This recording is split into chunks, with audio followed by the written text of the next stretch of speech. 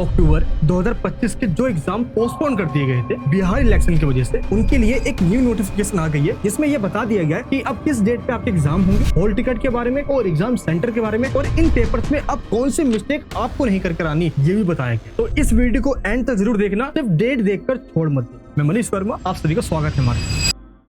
Notification देखने के लिए सबसे पहले आपको गूगल पे आना है और यहाँ पे आपको सर्च करना है NIOS। देन आपको फर्स्ट लिंक पे क्लिक कर देना है। ये देखिए, थोड़ा सा स्क्रॉल डाउन करना और यहाँ पे लिखा होगा एडमिशन। इस पे क्लिक करते ही ना आप इस वाले वेबसाइट पे आ जाओगे और देखिए सबसे ऊपर लिखा हुआ है ऑल नोटिफिकेशन। इस पे क्लिक कर दीजिए। देखना आपके सामने नोटिफिकेशन आएगा, notification regarding the exam date. जैसे आप इस पे क्लिक करोगे ये नोटिफिकेशन आपके सामने ओपन हो जाएगा। अब आपको इस नोटिफिकेशन में बिल्कुल ध्यान से देखना है। जो ए कैटेगरी में लिखा हुआ है ओनली इन बिहार स्टेट का डेट है ये। दैट मीन्स अगर आप बिहार स्टेट के स्टूडेंट हो, आपका सेंटर बिहार स्टेट में पड़ा है, तो आपका एग्जाम 29 नवंबर को होगा 12th के इन सब्जेक्ट का और क्लास 10th के इन सब्जेक्ट का। क्लियर है। एंड इसके बाद बी कैटेगरी भी सिर्फ बिहार के स्टूडेंट के लिए है और उड़ीसा के जो नौपदा के स्टूडेंट थे उनके लिए है। उनका एग्जाम 1 दिसंबर को होगा 12th के इन सब्जेक्ट का और 10th के इस वाले सब्जेक्ट का, दैट मीन जो इंग्लिश का सब्जेक्ट। क्लियर है। अब इसके बाद जो सी कैटेगरी में बताया गया है, ये वो कैटेगरी है जो ऑल इंडिया के स्टूडेंट्स के लिए है। यानी कि चाहे आप बिहार स्टेट के हो या बिहार से अलग किसी भी स्टेट में रहते हो, भारत के चाहे किसी भी कोने में रहते हो, आप क्लास 12th के इन सब्जेक्ट का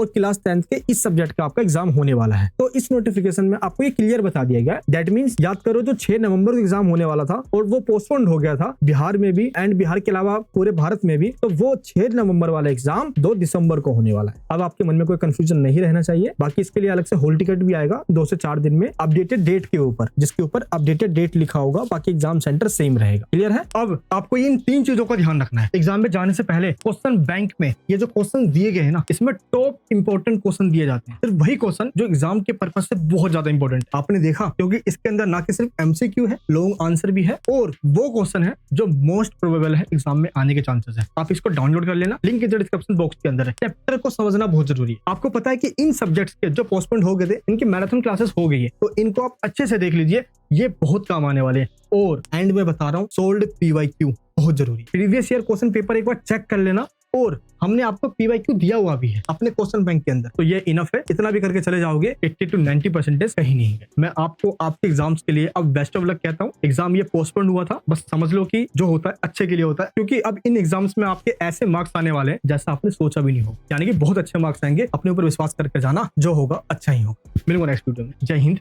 जय भारत।